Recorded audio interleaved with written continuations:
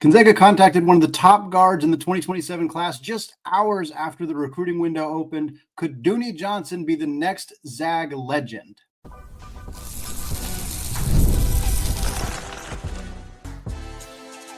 You are Locked On Zags, your daily podcast on the Gonzaga Bulldogs. Part of the Locked On Podcast Network, your team every day.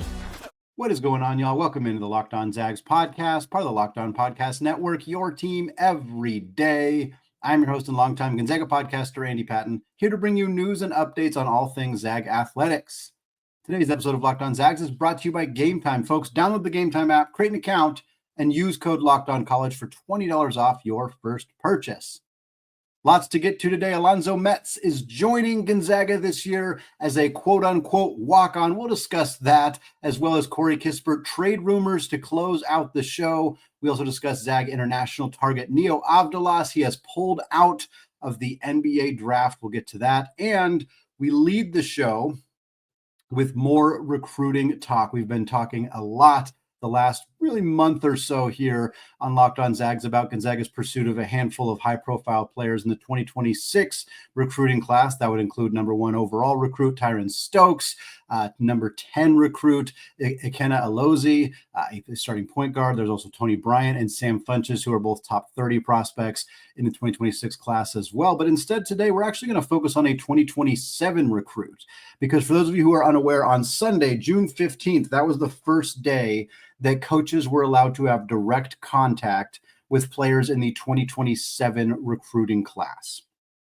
So for those of you who, again, are following recruiting folks on social media, you probably saw a whole bunch of posts that came out of like, this recruit has heard from so-and-so school and so-and-so schools, and like all of the top 10, top 20 guys so far in the 2027 class have basically just heard from all sorts of programs as those coaches are starting to get their targets acquired in that 2027 class. And Gonzaga was on one of those lists, having contacted a 5-star guard named Dooney Johnson. Johnson's a 6'5" shooting guard from Milwaukee, Wisconsin, and he is a 5-star recruit according to 247 Sports' composite rankings.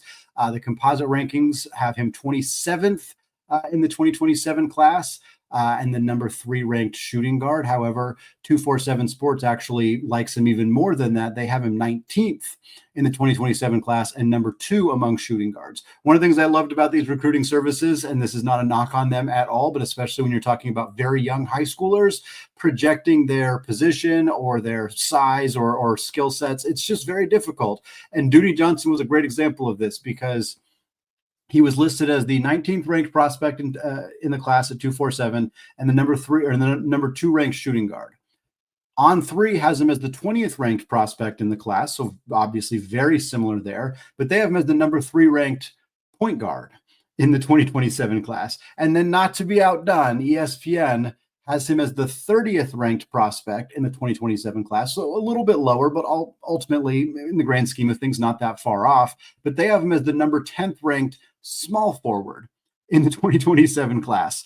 So there's just not a lot of consistency in terms of what position even Dooney Johnson plays at this point. I think from the tape that I was able to find on YouTube and the scouting reports that were out there, he's a 2 guard. I think I don't think he's a point guard. I think that certainly Gonzaga loves guards who can play the point a little bit, and if they think that that's something he could do at 6'5", I think they'd be very happy with that. Small forward just feels wrong for ESPN. I mean, I know that college is not quite the same as the NBA, but there are, especially like high major teams, most of them are not carrying 6'5" small forward. Now, I understand that Caleb Battle played small forward for Gonzaga last year, and he was 6'5"-ish. But like, I do think that for the most part, I tend to believe he's probably a shooting guard. Maybe there are some point guard skills in there, but I wouldn't really consider him a 3. Regardless, the industry rankings are fairly consistent with him being a top 20, top 30 prospect in this class. He's the kind of recruit that Gonzaga likes to go after early. They like to kind of stake their claim on guys as soon as they possibly can, and hope that those players will honor those, that kind of early pursuit and stick with the program. We've seen that work a handful of times. We've also seen Gonzaga get clipped a handful of times, even recently with Isaiah Harwell and Nick Kamenia, who are both guys that Gonzaga was in on pretty early, who ultimately opted to go somewhere else after getting kind of a late push elsewhere. So we'll see if that ends up happening here. But certainly Dooney Johnson's a guy that Gonzaga obviously likes, as they made a push to get him within the first 24 hours of the window being open for them to be able to contact 2027 recruits. Now, Gonzaga was very far from the only school that contacted Johnson when he first became eligible to be contacted by coaches. He reported this to Sam Kaiser of League RDY on Twitter. Kaiser's a very good resource for recruiting updates. This is the list of schools that had reached out to Dooney Johnson in the 24 to 36 hours after that window opened. Indiana, Kentucky, Wisconsin, Marquette, Washington, LSU, BYU, Cincinnati, Nebraska, Minnesota, Oklahoma State, St. Louis, Western Michigan, Southern Utah, and Bradley.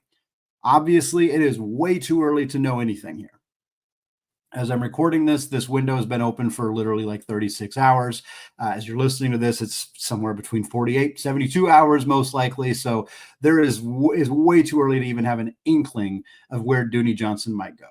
Typically, you associate guys with staying somewhat close to home, and obviously being from Milwaukee, that would give Marquette, who is phenomenal at high school recruiting, that would give Marquette a bit of an advantage. I would think that they're high on the list at this point. Wisconsin likely in the mix as well, obviously being able to keep him in state. You never want to discount Kentucky ever, and if they're truly interested in Dooney Johnson and Mark Pope can make a push, that's a big one to keep an eye on. And right now, I think you got to keep an eye on BYU because they have tons and tons of money to spend on players, and if this is a guy that they like, they're going to find a way to bring him in. Again, and that's not to discredit the other high majors on here, in particular Indiana, who I think could make a push under new coach Darren DeVries.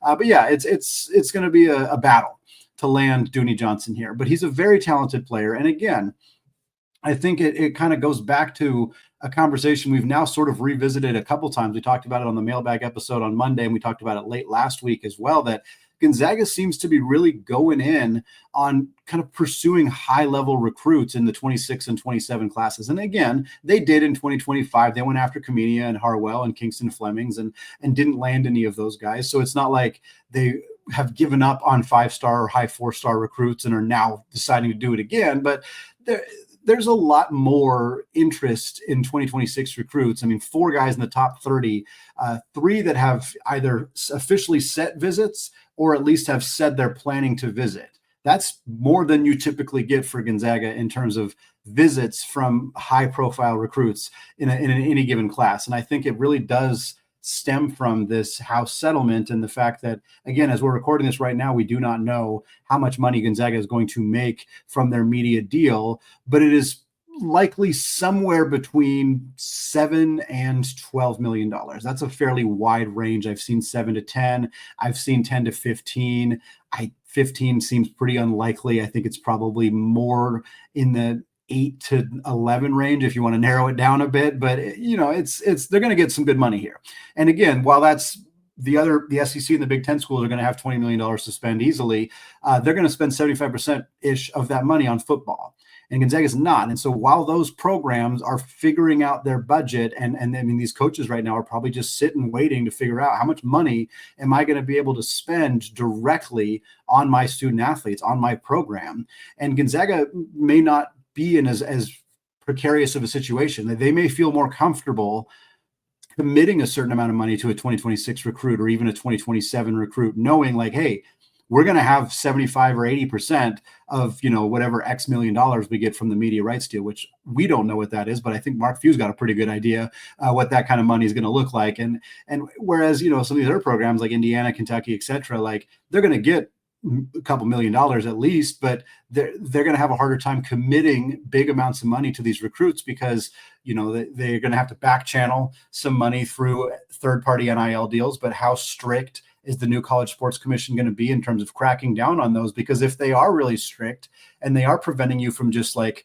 you know, having a booster send $2 million to a player through another company, if they crack down on that pretty hard, these programs may struggle to figure out how they're going to pay their student athletes. Again, ultimately, I think it'll course correct, and eventually the SEC and the Big Ten will once again have more money than every other program. I really do think that's going to happen, not even just trying to be pessimistic. It's just, I think, a realistic case, which is part of the reason I think Gonzaga seemingly striking now when that is in flux, when those programs are kind of in a spot where they're like, we don't actually know how much money we can commit to a player next year or the year after that. And Gonzaga says, we feel more confident that we can give you $500K or $700K or whatever it is. Why not use that? Why not throw that around? If I was Mark Few and the staff, I would be going up to every single recruit and saying, we know we can give you this amount of money. Kentucky, if they're promising you that, they're lying. Like, that's what I would be doing right now. Like, I would absolutely be selling the living heck out of this if I could as a coach out there. So I think that is what we were seeing. And that is part of the reason that Gonzaga, I mean, it's not the only reason Gonzaga is going after these high profile players, but it has certainly, I think, emboldened them to maybe spend some more time committed to pursuing some of these recruits that they maybe wouldn't have done in previous years when they thought, oh, well, we don't have a chance to land that many of those guys, so we're just not going to go after it. Now it feels like, hey, we're in a unique situation right now, so we might as well capitalize while it is a situation that's advantageous for us and see what we can do. And it feels like that's what's happening here, not just with the 2026 guys, but even here with Dooney Johnson in that 2027 class as well. Well, folks, Neo Avdalas, we spoke about him a couple of weeks ago. He was the dream international wing target for Mark Few and the Zags, and he's pulling out of the NBA draft, but he has made a college basketball commitment. He's heading off to the ACC. We're going to talk about that coming up in just a second.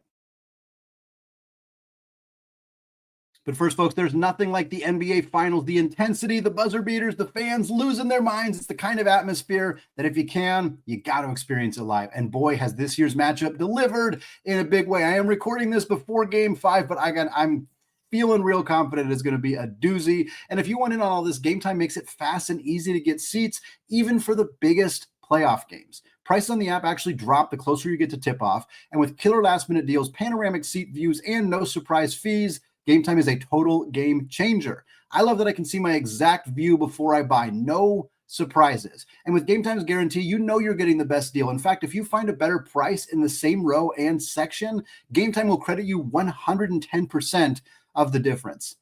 And again, if you're in Spokane, folks, and you're looking for something to do, enjoy in the nice weather, you can get tickets, not just pro sports. You can get tickets for the Indians who are hosting the Aqua Sox Tuesday through Sunday, every day. Tuesday through Sunday, the Indians will be hosting the Aqua Sox minor league baseball. You can get tickets for under $20 for every single one of those days. And folks, you take the guesswork out of buying tickets with Gametime, because if you download the Gametime app now and create an account and use code LOCKEDONCollege, you'll get $20 off. You could get free tickets to go take you and your family out to go watch the Spokane Indians take on the Everett Aqua Sox. It's an incredible deal. Just use code LOCKEDONCollege for $20 off. Terms apply. Download the Gametime app today, folks. Last minute tickets, lowest prices, guaranteed.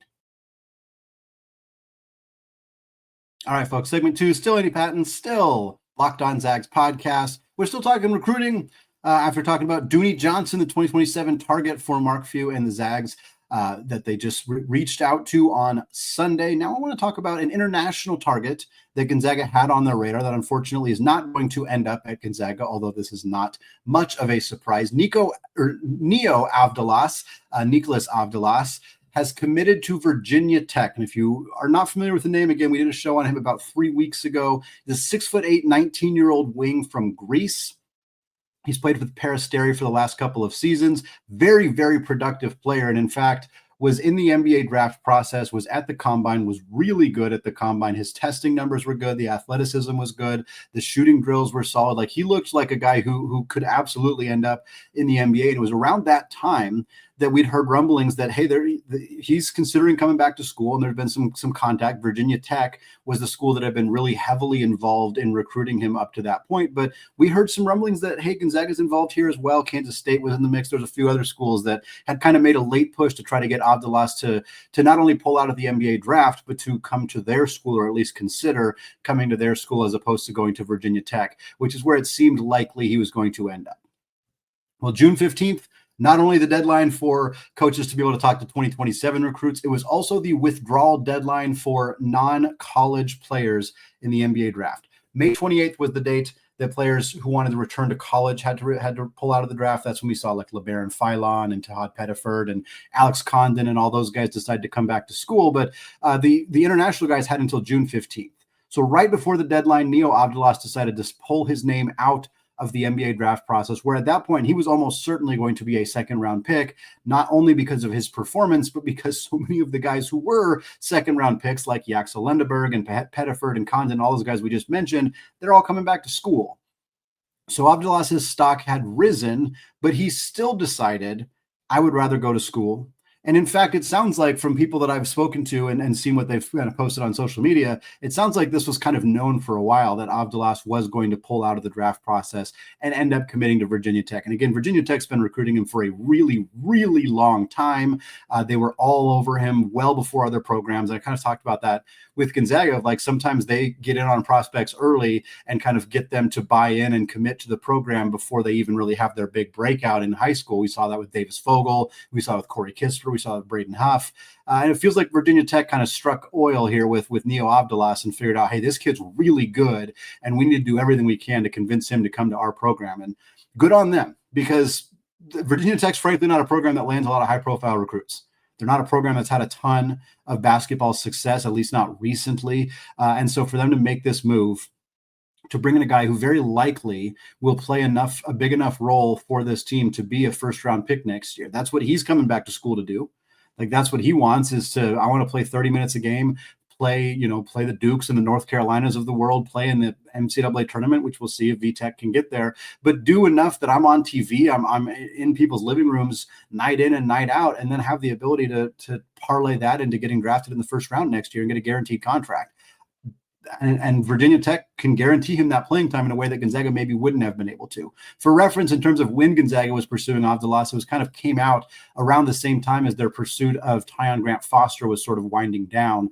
And it definitely felt like it was one or the other.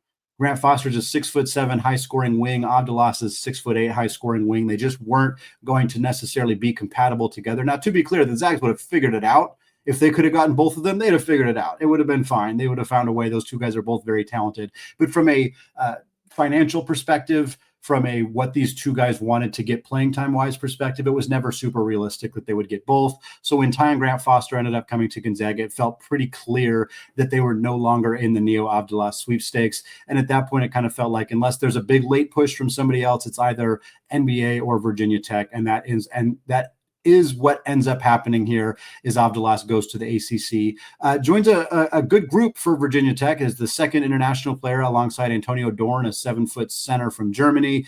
They also have a trio of high school recruits coming in and a trio of transfers, including Isaiah Pasha, which, if that name sounds familiar, is a 6'4" combo guard from Delaware, who, when he first entered the transfer portal, he listed Gonzaga in his top 10. He then listed Gonzaga in his top 3 and was reportedly going to come take a visit to Spokane to potentially be their transfer portal addition. This was back before the Zags had even landed Adam Miller. And then he did not take his visit, and we were able to speak with him and get some reporting and some intel on that. And apparently the reason that he did not come on his visit to Spokane at the time was because the Zags were pursuing an international guard instead. And basically they told Isaiah Pasha, hey, sorry, we're actually more invested in this international player, and we're going to go in that direction.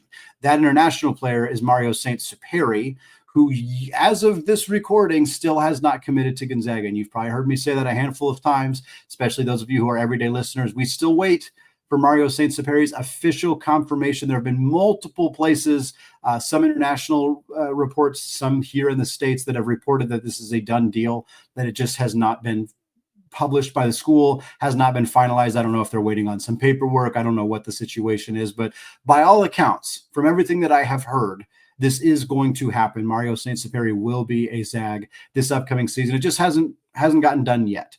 But the fact that Isaiah Pasha, who, again, this was early in the transfer portal, it was in April, early in the offseason, was told by the staff at that time, hey, we're going to go a different direction, and that player has not committed yet. I don't think it's an alarm yet. I just think it means like this is how high Gonzaga is on Mario Saint-Superi.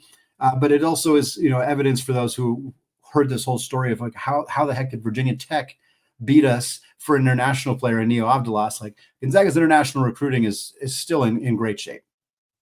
Last year, they're bringing us Mila Diani, who is a late addition to their roster, but it proved to have a lot of upside last year in a limited role. We saw glimpses of his greatness, particularly in that Santa Clara game. This year, they're likely bringing in Mario Saint-Superi. Like, this is a program that is still active, still engaged, still involved in international recruiting. And while Neo Avdalas would have been an incredible addition for this team, I think it works out just fine for them to have Grant Foster fill that role instead, and to have their international player be more of a developmental piece in Saint-Superi, who's a 6'3" pass-first point guard who's going to probably play behind Braden Smith this season. He'll give him a challenge for playing time early in the year, but the longer it takes until Saint-Superi is on campus, the less likely it is that he plays a big role in year one for the Zags. But no reason to be concerned about Gonzaga missing out on Neo Avdalas.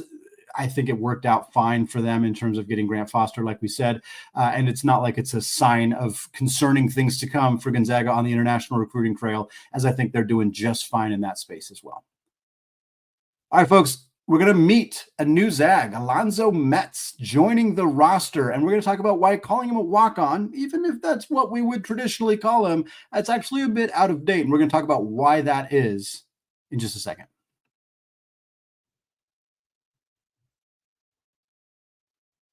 All right, folks, segment 3, still Andy Patton, still Locked On Zags podcast. Closing out the show, meeting a new player, joining the Gonzaga roster, and then talking a little bit about Corey Kispert in the NBA. But we start with Gonzaga's recent roster addition. According to Instagram, late last week, I think on Saturday, maybe on Friday last week, 5'11" guard Alonzo Metz reported on Instagram that he is committing to Gonzaga for the 2025-26 season. Metz is a 5'11" guard who played at Riviera Prep in Miami this past couple of years. He previously played at Jesuit High School in Oregon, the home of former Zags Matthew Lang and Kyle Wilcher and Mike Hart. Just off the top of my head, I think there have been some others who played at Jesuit High School as well. So somebody who's got some ties to the Pacific Northwest, even though he was most recently playing in Miami. He played 44 games with Riviera Prep in Miami over the last 2 years, averaged about 3 points, a little over 1 rebound, shot 37% from the field. Metz joins Parker Jefferson and Davis Fogel in the 2025 recruiting class. Here's the deal. Alonzo Metz, by every account, is a pretty traditional walk-on addition. This is the same as like when Gonzaga added Cade Orness last year, or Joaquin Reyes-Moore, Noah Holland, although he was a junior college guy. Like when Gonzaga brings in walk-ons, this is what it looks like. They're guys who we don't hear about them until they've made their commitment, until they post something on Instagram. They don't have their own page on 247 Sports or on 3. They're not like, it's not a widely reported thing. They're just walk-ons who are joining the roster. That's not to denigrate them or say anything negative about them. It's just that's typically what it looks like when a walk-on joins the roster. The reason that I bring this up is because the new house settlement has has done away with walk-ons. That's it. Walk-ons are not a thing. If you are on a roster in basketball or football going forward in the post-house settlement era, you are on scholarship.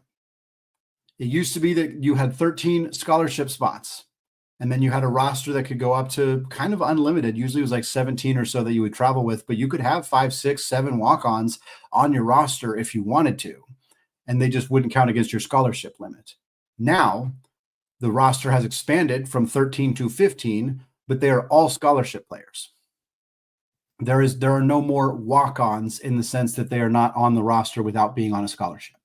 So for Gonzaga right now, this puts them in a bit of a roster crunch. And I'll explain in a second why that's not concerning. But the Zags have 11 traditional quote-unquote scholarship players currently on the roster.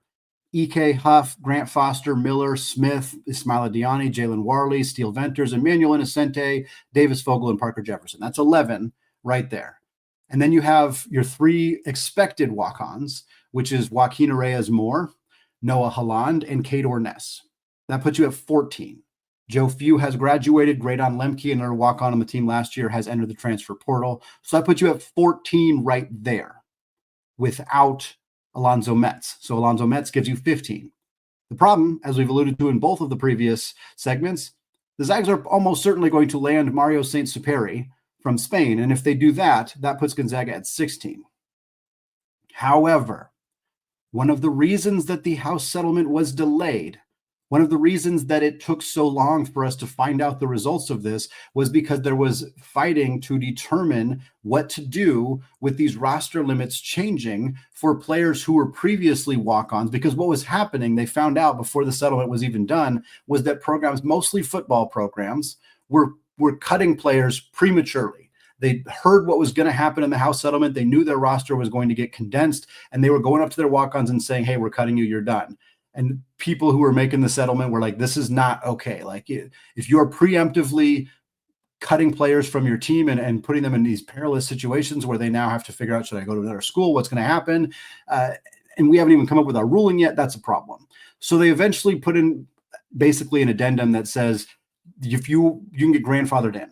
So Gonzaga will be able to grandfather in Orness and Halan and Arayas more, meaning that if St. Superi does commit, and the Zags are at 16 players on the roster, that will be okay. They will be allowed to do that for this upcoming season. Eventually, they will have to be at a hard and fast 15, and things will change from there. But for right now, it's not actually a concern for the Zags that their roster is likely going to be at 16 following the addition of St. Superi with this addition here of Alonzo Metz from Riviera Prep High School in Miami. All right, the last thing here to close out the show for this episode, Corey Kispert reportedly on the trade block by the Washington Wizards. This was reported by Evan Sidery of Forbes. Kispert signed a 4-year, $54 million extension last year as a team option for the 28-29 season. This is a pretty team-friendly deal. His contract, $13 million a year for a player who contributes, who's a double-digit scorer, who's a high-level shooter. The team option in 28-29 is absolutely valuable in the sense that if the team who trades for him is no longer contending and wants to get off the books, they can. If they feel like they want to bring him back for what's going to likely look like a pretty team-friendly deal at that time, assuming he's still contributing, then they'll be able to do that. So Kispert's going to have value on the market. Washington is a team that is just perpetually in rebuild mode. So the fact that Kispert is now 27 means he is not in their window of contention because they have to have a whole bunch of 22-year-olds and the promise of upside and better days to come, which is just kind of an inevitable cycle for the Wizards for years and years and years. And it seems like they're continuing to do that. Last year for the Wizards, Kispert played 61 games before he went down with a thumb injury, which cost him the rest of the year. He averaged 11.5 points, 3 boards, and about 2 assists. He played 26.5 minutes per game. It was actually his second most minutes per game of his career, even though he didn't start a single game, which was the first time in his career that he had 0 starts in a season. So he was like a very prototypical sixth man for the Wizards last year. And there's a lot of teams that should really have some interest in Corey this year. I picked 3 just kind of based on some rumors that I'd seen and just kind of looking at some rosters in terms of where he might fit logically, and even toss some like vague trade outlines on here as well. The first team that I think makes a ton of sense for Kispert is Philadelphia. The 76ers were 27th in the NBA in three-point rate last year. They're losing their starting power forward, Yabusele, as well as, well, they're not losing Paul George, but Paul George had a horrendously bad season last year. And just, he looks like he's cooked. And if Paul George is cooked and Yabusele is out the door, they have a need for a 3-4, a stretch 4 hybrid, and they have a need for three-point shooting. That is what Corey Kispert brings you.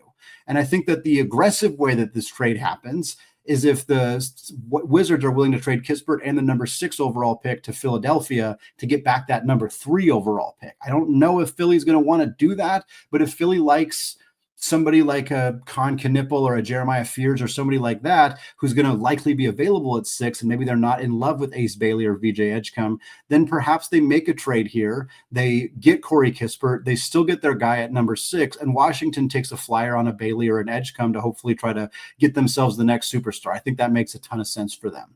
Next up is Milwaukee. The Bucks. Dame Lillard's done for the year after he suffered that injury in the playoffs. Gary Trent Jr. is a free agent. There's going to need some more shooting in Milwaukee, especially if they're going to continue to try to contend with Giannis Antetokounmpo, which it sounds like is the plan. If they're trying to contend, bringing in a veteran's floor spacer to surround Giannis with totally makes some sense. Pat Connaughton could be the salary match trade from Milwaukee to Washington. Washington could, in theory, just cut him and save some money. Tyler Smith is a young big that could maybe go back in a trade there. Something like Pat Connaughton, Tyler Smith, some draft capital for Corey Kispert makes sense to me, at least. And then last but not least, Memphis, the Grizzlies. It's kind of unclear. I think they are just full on rebuilding, but after trading Desmond Bane for four first round picks to Orlando, it wasn't clear if are they going to fully just tear it down and rebuild and trade everybody, or are they going to still try to build around Ja Morant and use those draft picks to potentially either package them together for a big name or something like that. If Memphis does decide they want to contend, Corey Kispert makes sense for that roster, in part to help replenish the departure of Bane. He's a good three-point shooter. He plays a similar position. He's not as good of a player as Desmond Bane, and that's because Desmond Bane is really good, but I think he could be a target for them. And I wanted to bring this one up because it could work to see an actual Zag on Zag trade. We haven't seen that yet, but honestly, Memphis has a logjam in the front court with Jaren Jackson Jr. and Zach Edey and some of the other bigs for them, and moving Brandon Clark for Corey Kispert could make some sense. For Washington, it gives them a rim running big to play alongside Alex Sarr and Rashawn Holmes.